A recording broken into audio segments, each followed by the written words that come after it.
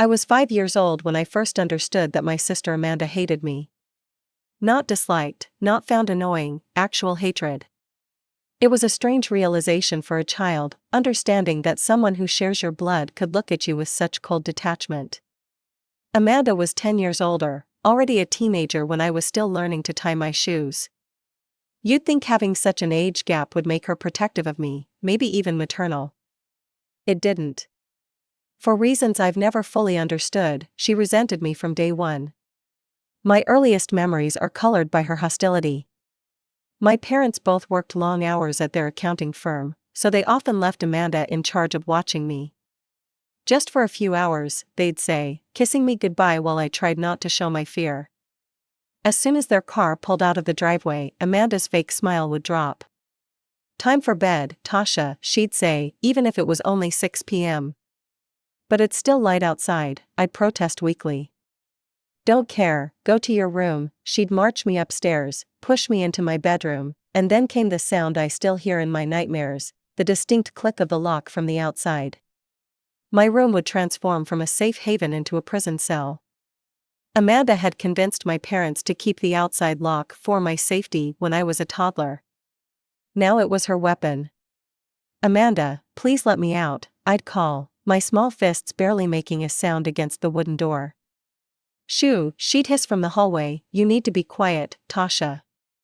You know what happens to noisy little girls, right? The monsters under the bed get hungry."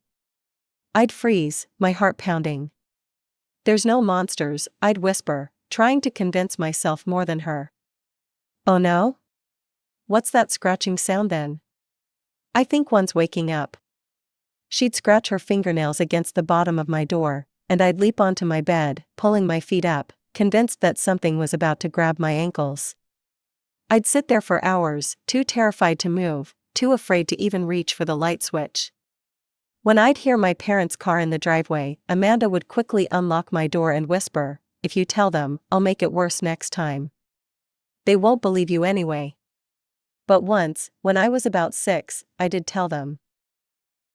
My parents had returned to find me pale and trembling, with tear tracks dried on my cheeks. "Amanda locked me in my room again and said there were monsters under the bed," I said, my voice shaking. My father's brow furrowed, but before he could speak, Amanda rolled her eyes dramatically. "There she goes again with her stories. Remember last week when she said she saw a dragon in the backyard?" That had been a game I was playing, and Amanda knew it. But my parents nodded, exchanging knowing glances. "Tasha," my father said firmly, "you shouldn't make up stories about your sister. She gives up her time to watch you, and you should be grateful." Grateful, that word became a splinter in my heart, festering for years afterward. How could I be grateful for torment? For fear?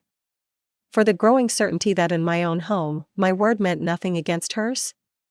The pattern continued for 2 more years. Amanda babysitting, me locked away, and the monsters under the bed growing more elaborate in her telling.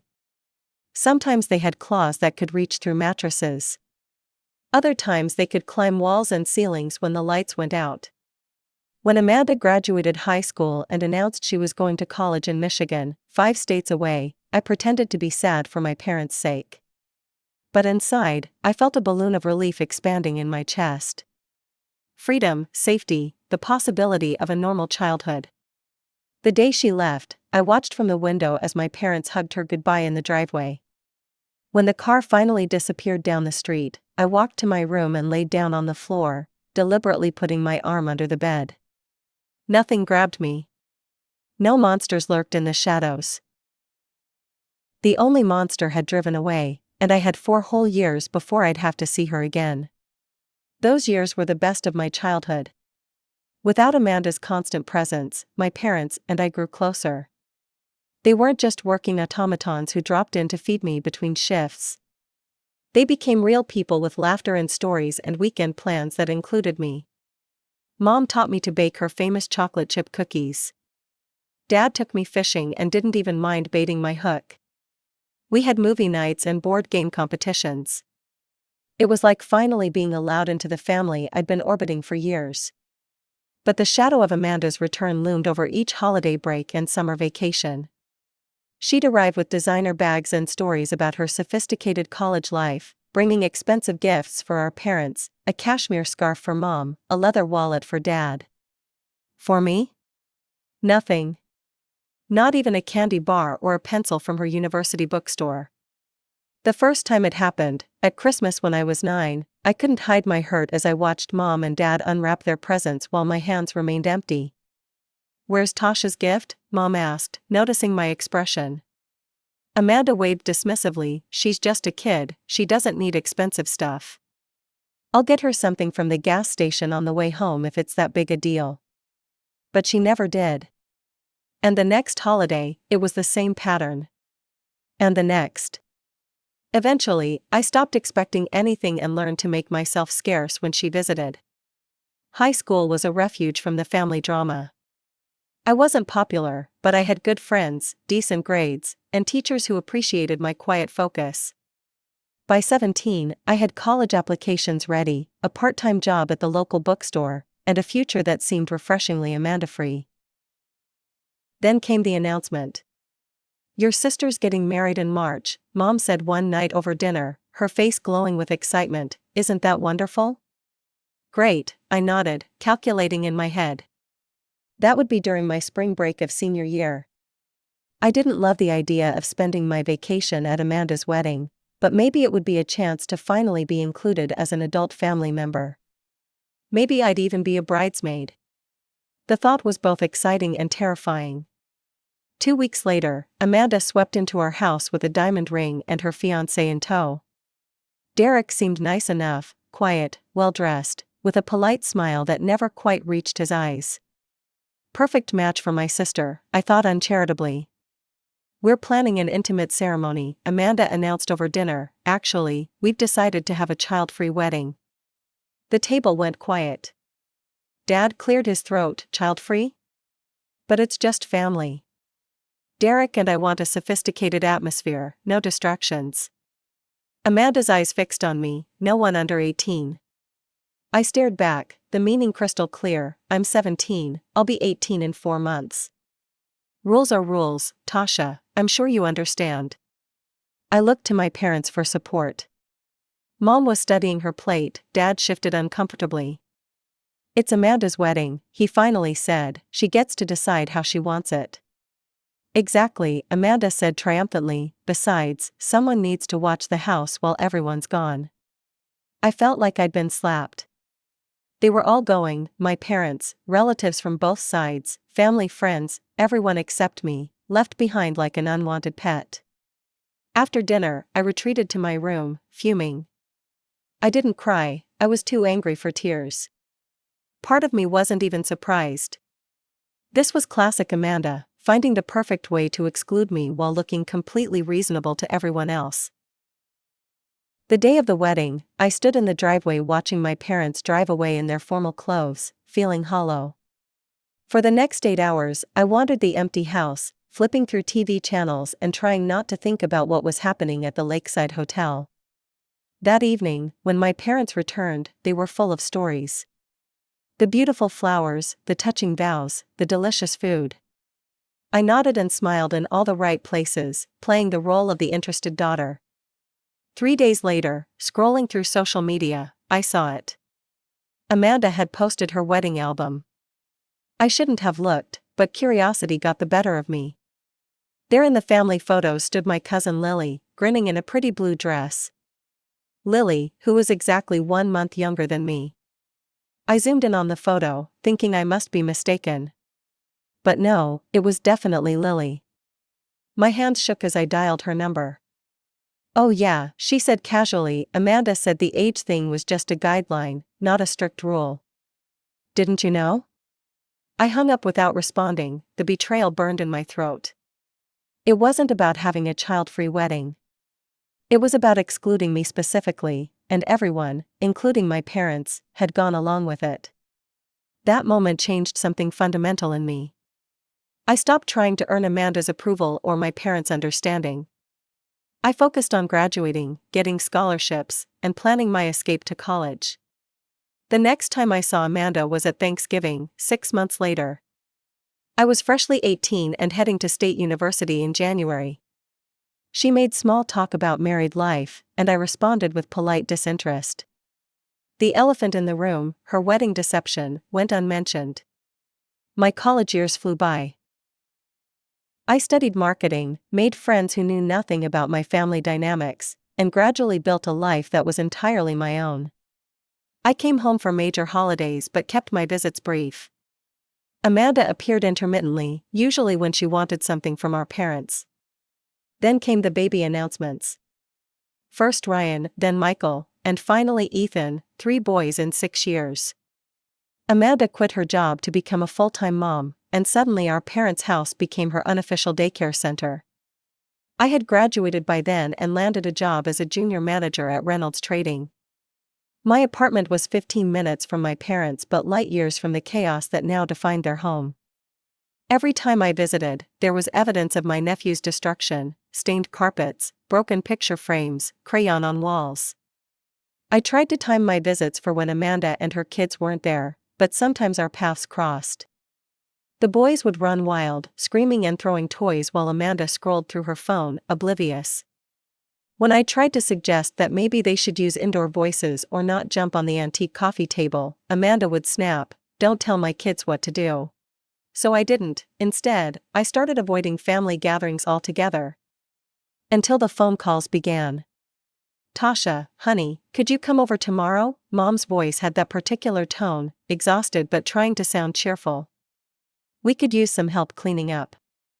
Amanda just picked up the boys, and the first time, I went without complaint. I spent 4 hours helping my parents restore order. The second time, I gritted my teeth but still went. The third time, something in me snapped. "Mom, why are you always calling me to clean up after Amanda's kids? Why isn't she doing it?" There was a long pause. "I'm sorry, sweetie, you're right. We shouldn't have asked." I hung up feeling guilty but resolute. That evening, I called Amanda directly. "You need to stop treating Mom and Dad's house like a dumping ground," I said without preamble. "They're in their 60s, they shouldn't be cleaning up after your kids." "Mind your own business, Tasha," she replied coldly. "This is between me and them. They're my parents too, and you're taking advantage of them. I'm raising 3 children. What would you know about that?" Her voice dripped with condescension. "Don't stick your nose where it doesn't belong." The line went dead. I called my parents immediately after hanging up with Amanda. My hands were shaking with anger, but my voice was steady. "Mom, Dad, I want you to stop babysitting for Amanda unless she agrees to clean up after her kids. Those boys are completely out of control, and Amanda doesn't lift a finger." There was a long silence, then Dad cleared his throat. "We'll talk to her." I wasn't sure they would, but a week later, I got a furious call from Amanda. "What the hell did you say to Mom and Dad?" she demanded, her voice shrill. "They told me I can't bring the kids over unless I clean up afterward." "Good," I said simply. "You had no right to turn them against me. Who's going to watch my kids now? Do you know how expensive childcare is? Not my problem, you chose to have them, take some responsibility." She hung up on me again. I later heard from Mom that Amanda did start cleaning up after her visits, not thoroughly, but enough that my parents weren't left with a disaster zone. It was a small victory, but it felt significant. For once, I hadn't backed down. Life went on. I focused on my career, working my way up to senior manager. I dated casually but nothing serious stuck, until I met Ethan at a work conference. He was smart, funny, and refreshingly straightforward. No games, no manipulation. After years of walking on eggshells with my family, his honesty was like oxygen. We dated for 2 years before he proposed on my 27th birthday with a simple solitaire ring and a promise of a drama-free future. I said yes immediately, but even as we celebrated, a dark thought intruded: the wedding would mean facing Amanda again. "We could elope," Ethan suggested when I explained my concerns. "Vegas, just us." But I shook my head. "I won't let her rob me of a proper wedding. I want my friends there, your family, everyone except my nephews." Ethan raised an eyebrow. bold move, your sister won't like that. I know, I took a deep breath. But after seeing what her kids did to my parents' anniversary party last month, the cake smashing, the screaming during the toasts, I can't risk it. So I made the announcement on social media, we're thrilled to be planning our wedding for next June. Note, this will be a child-free event. No guests under 16, please. We love your little ones, but want everyone to enjoy an adult evening. Most responses were positive. Friends with children promised to arrange sitters. Ethan's family completely understood. My post received likes, hearts, and supportive comments. All except from Amanda. A week later, I went to my parents for our usual Saturday dinner. Walking through the front door, I heard the familiar chaos before I saw it: shrieks, thumps, something breakable crashing to the floor. Amanda and her boys had happened to stop by. Ryan, now 12, ran past me with a water gun. 8-year-old Michael was jumping from the sofa to the love seat, his shoes leaving dirt marks on the upholstery. Ethan, the youngest at 6, was systematically pulling books off the shelves and dropping them on the floor. Amanda sat at the dining table with Mom, calmly sipping coffee as if surrounded by perfect tranquility. Halfway through dinner, Amanda casually mentioned my wedding. I'll need to know the exact schedule so I can plan around the boys' activities. I put down my fork. The boys aren't invited. It's adults only, as I mentioned in my post. She laughed. That doesn't apply to family, obviously. It applies to everyone, no exceptions. But I can't leave them for a whole day. I'll have to bring them.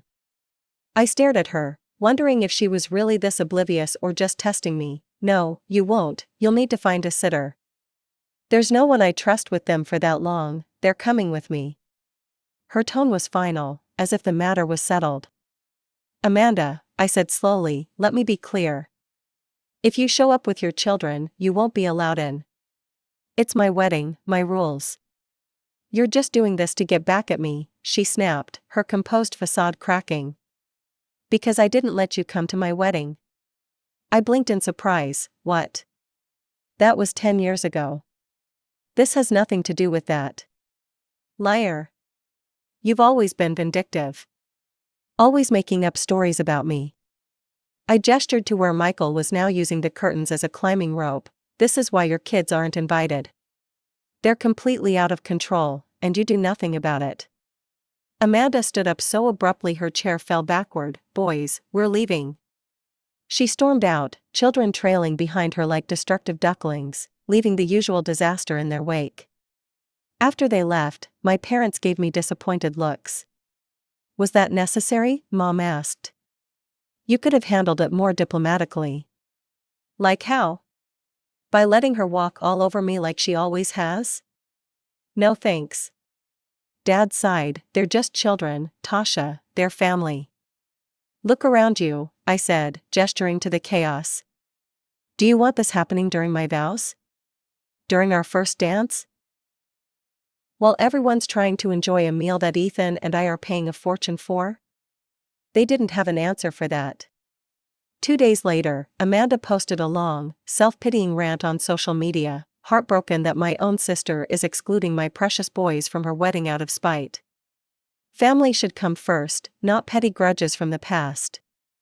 Instead of responding directly to Amanda, I simply commented, to clarify, our child-free policy applies to all guests under 16, not just specific children. We want an elegant evening that all adult guests can enjoy. What I didn't expect was the flood of comments that followed, not from friends, but from relatives. Those boys knocked over my grandmother's urn at the family reunion.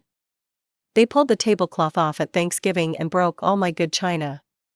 One of them bit my daughter at the Christmas party. Amanda deleted her post within hours. The weeks leading up to my wedding were a blur of final arrangements, dress fittings, and nervous excitement. Amanda had gone suspiciously quiet after her social media backfire. No calls, no texts, no more complaints to our parents. The silence made me uneasy. That's when my phone rang. It was Lily. Tasha, I need to tell you something, she said, her voice low. I was talking to Jen yesterday, Amanda's friend from college? The one who was her maid of honor? Yeah, according to Jen, Amanda is going to have the boys accidentally spill something on your dress during the reception. And Ryan is supposed to push over your wedding cake. Jen felt horrible about it and confided in me. After I hung up, I sat in stunned silence. Even for Amanda, this was a new low. Not just ignoring my wishes, but actively planning to ruin my wedding day. I told Ethan, expecting him to be as shocked as I was. Instead, he was eerily calm. "We'll hire security," he said simply. "Give them pictures of Amanda and the boys. No drama, no scene, they just don't get in." We hired 2 security guards from a professional firm, gave them photos of Amanda and her children, and instructed them politely but firmly not to allow them past the entrance under any circumstances. The morning of the wedding arrived with perfect blue skies. As my bridesmaids helped me into my dress, I felt a surprising sense of calm. Whatever happened with Amanda, I was marrying the man I loved. That was what mattered. The ceremony was scheduled for 4 p.m. At 3:30, my phone buzzed with a text from the head of security: "Subjects have arrived with 3 minors. Proceeding as instructed." I took a deep breath and handed my phone to my maid of honor. "Don't tell me anything else about my sister unless the building's on fire." The ceremony was beautiful. Walking down the aisle toward Ethan, seeing his face light up, in that moment, Amanda didn't exist. We exchanged vows under an arch of white roses, and when the minister pronounced us husband and wife, the applause from our guests felt like a release of years of tension. It wasn't until the reception that reality intruded. My mother appeared at my elbow as I greeted guests, her face tight with anger. "How could you?" she hissed. "Your own sister is outside in tears because those goons you hired wouldn't let her in." I kept my smile in place for the benefit of nearby guests. I made it clear children weren't welcome. She chose to bring them anyway. Their family, Tasha. What do you expect her to do with them? The same thing every other parent here did: find a babysitter. Mom's eyes filled with tears. "Your father and I are going to take her home. I hope you're satisfied with yourself." I watched as they slipped out, choosing Amanda yet again. It hurt, but less than I expected. Perhaps I'd been preparing for this moment my entire life. The rest of the reception was perfect. Friends danced, relatives shared embarrassing stories, and Ethan's grandmother taught everyone a Polish folk dance that had us all laughing until our sides ached. Our cake remained upright, my dress stayed pristine, and no one threw food or climbed the curtains. 2 days after we returned from our honeymoon, I decided to call my parents. I thought they deserved to know why I'd hired security, to understand I wasn't just being vindictive. "Mom, Dad," I said when they answered, "there's something you should know. Amanda was planning to have her kids ruin my wedding. Lily found out from Amanda's friend Jen that she was going to have the boys spill something on my dress and knock over the wedding cake." The silence on the other end was deafening. Then my mother's voice, cold and dismissive. "Tasha, I can't believe you're still making up stories about your sister, after all these years." "I'm not making it up," I protested. "Lily heard it directly from Jen. Why would I lie about this?" My father sighed heavily. "You've always had an imagination, Tasha. Always seeing the worst in your sister. This has gone too far." I closed my eyes, transported back to childhood, Amanda locking me in my dark room, telling me about monsters, then calling me a liar when I told our parents. "I didn't make it up," I said quietly. "Lily can confirm it." "Lily's always taken your side," Dad dismissed. "Your sister was very hurt by your actions. And I've been hurt by hers my entire life, but that doesn't seem to matter to any of you." The line went silent for a moment. "We should talk about this in person," he finally said. "I don't think so, Dad. I'm done explaining myself. I love you and Mom, but I won't apologize for protecting my wedding day from Amanda's spite." "So that's it? You're just cutting us off?" I sighed. "No, I'm setting boundaries. When you and Mom are ready to see me as an equal member of this family, not just Amanda's annoying little sister who needs to fall in line, I'll be here." That was 6 months ago. Since then, silence. I hear updates through Lily. Amanda still dumps her children on my parents regularly. The boys are still destructive, still disrespectful. My parents are increasingly exhausted, dealing with health issues that make keeping up with 3 unruly children nearly impossible. But they won't set boundaries with Amanda, and I won't pretend everything is okay. Sometimes I dream about reconciliation, Sunday dinners where everyone behaves civilly, holidays without tension, my parents finally seeing the pattern that's been clear to me since childhood. But dreams aren't reality. The reality is that Amanda was right about one thing: I was a dreamer as a child. I dreamed of a sister who would protect me instead of terrorize me. Parents who would believe me instead of dismiss me. A family where love didn't come with conditions. Now I dream of different things: the family Ethan and I might create someday, one where no child feels less valued than another. Where words like fair and respect aren't just empty concepts.